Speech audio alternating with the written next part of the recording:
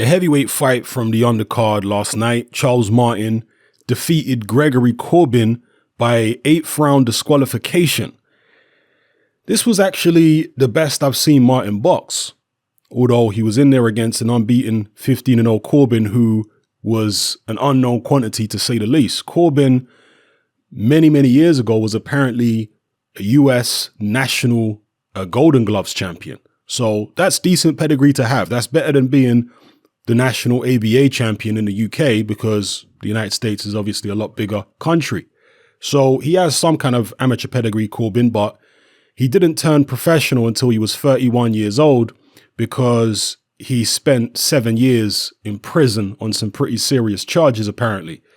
But after turning professional, way back in 2012, Gregory Corbin has done literally nothing. He's fought a bunch of journeymen, done what he's supposed to do, I guess, against this level of opposition, but hasn't stepped up until now.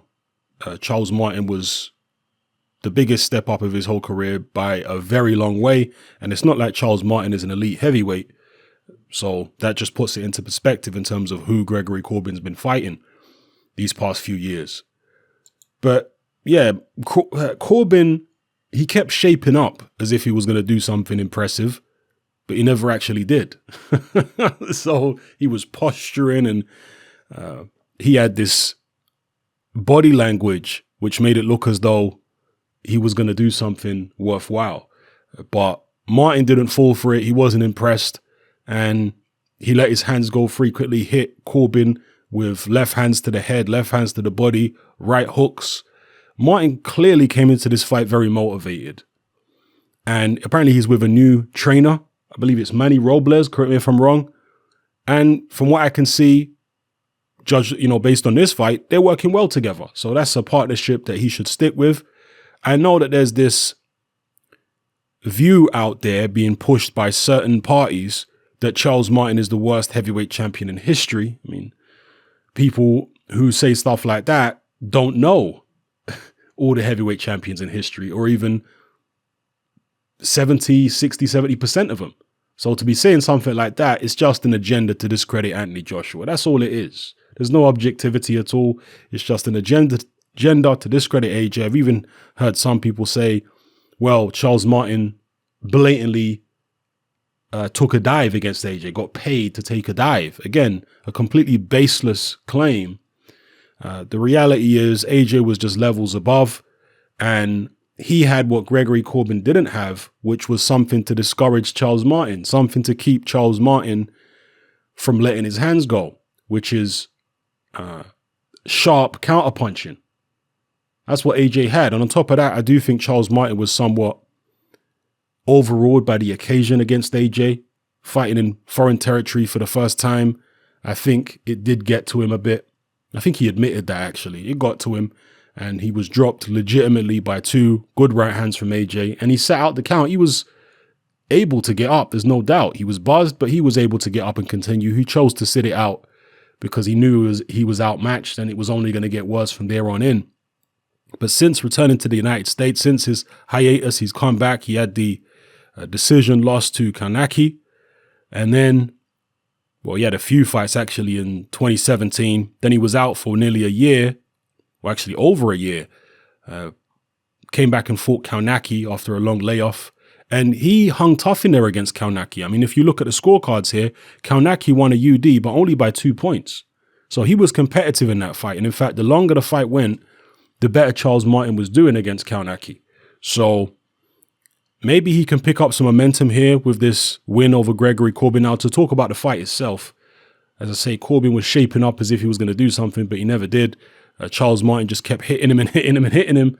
And he was vicious in there. Like, I was laughing at points because of how vicious Charles Martin was attempting to be. Like, really spiteful with the big left hands. I don't know if he had something personal with Corbin. I don't know. But he was fighting like he had something personal against him. Loading up with big shots and hooks, straight left hands. And he was trying to get him out of there. And even though Corbin was taking Charles Martin's power, there's only so long you can take, shots like that from a 254-pound heavyweight before they really start to hurt you. Even though Corbin's a big man himself, 263, over the course of a 10-round bout, he might have got himself dropped or hurt, etc. He did get buzzed a few times, but he was never on the brink of going down. But as the fight progressed, Corbin, I think, sensed that he could get himself in trouble, so he started holding, he started hitting low. He had multiple point deductions for low blows, and eventually the referee had enough and disqualified him, rightfully so, because, you know, if you're not really intending to stay in there and fight clean, then you don't need to be in there at all. So, yeah, nice little win there for Charles Martin against an unheralded, unbeaten contender. Let's not try and hype Gregory Corbin up to be something special. He's obviously not. A 38-year-old who maybe had a little bit of promise back in the days, but threw it all away, getting in trouble with the law. And even after turning pro at 31, never really did anything with whatever talent he had left.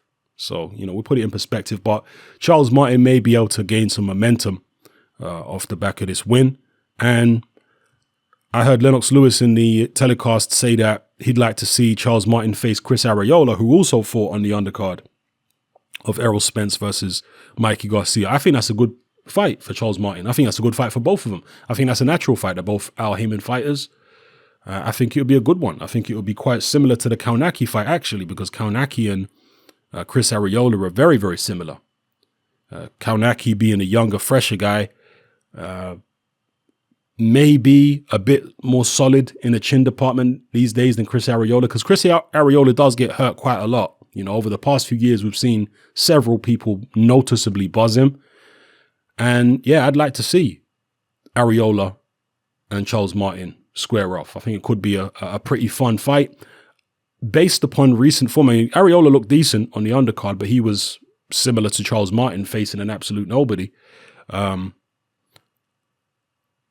based upon what I've seen of him, particularly Martin's performance against Kaunaki, where he ran him very close, I would tend to pick Charles Martin in that fight to beat Arreola.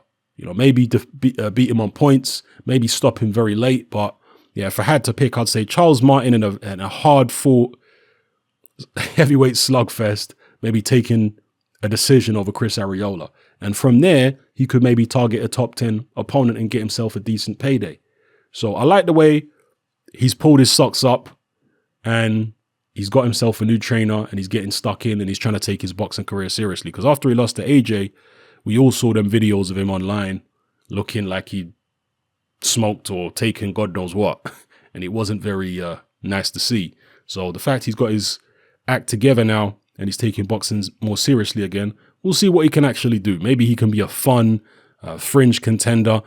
Perhaps if he keeps improving, he can turn into a legitimate top 10 contender. We'll see. The heavyweight division is definitely a lot stronger now than it was when AJ initially beat Charles Martin. Yeah, so definitely a stronger division, a deeper division now. So the likes of a Charles Martin kind of get forced down to fringe contender status.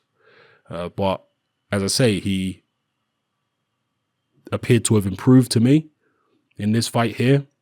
He's shown heart and toughness against Kaunaki. So you never know, man. Maybe he's got a surprise or two in him.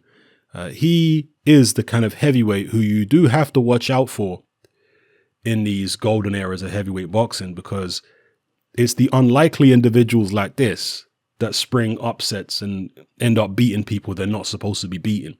They get put in there as cannon fodder, you know, a former champion, the second shortest reign in history.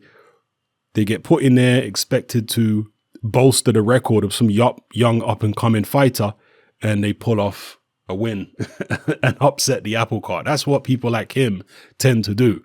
I'm not saying he necessarily will do that, but I'm talking about heavyweights in his kind of position. Heavyweights who are perceived in a similar way to how he's perceived. They're the ones who pull off them kind of upsets. I mean, I remember Oleg Maskayev when he knocked out Hasim Rahman in the first fight. That weren't supposed to happen, people. I know Maskayev had a good amateur background, which is something I don't think Charles Martin really has. I know he did have some amateur fights, but Maskayev was a lot more accomplished. But still, Maskayev was knocked out in one round by Oliver McCall, and he wasn't very highly regarded at the time. He was seen as chinny and vulnerable, and he went in there and knocked Hasim Rahman clean out the ring. So, yeah, you have to watch out sometimes for these fringe heavyweights. But, yeah, I thought it was a good performance by Charles Martin for what it was. And Again, I'd like to see the Areola fight. Let me know what you guys think in the comment section below. It's happening, I'm out. Join me on Patreon. I upload a minimum of 2 podcasts every single week, covering a wide variety of controversial topics, as well as live stream Q&A sessions. Take a look on screen right now at some of the podcasts I've produced so far. For just $3 a month, the equivalent of about £2 a month, you get access to all my new podcasts and my entire back catalogue of past podcasts, including my popular Confessions of a Nightclub Bouncer series. You can listen on your computer or on your smartphone or tablet by downloading the Patreon app from the Google Play Store or the App Store for free. The Patreon app also allows you to download each podcast in MP3. For less than the price of a cup of coffee, you get access to dozens of hours of exclusive content. It's easy to sign up, there's no contract, and you can cancel at any time. So come and join our community of free and critical thinkers by signing up with me here on Patreon today.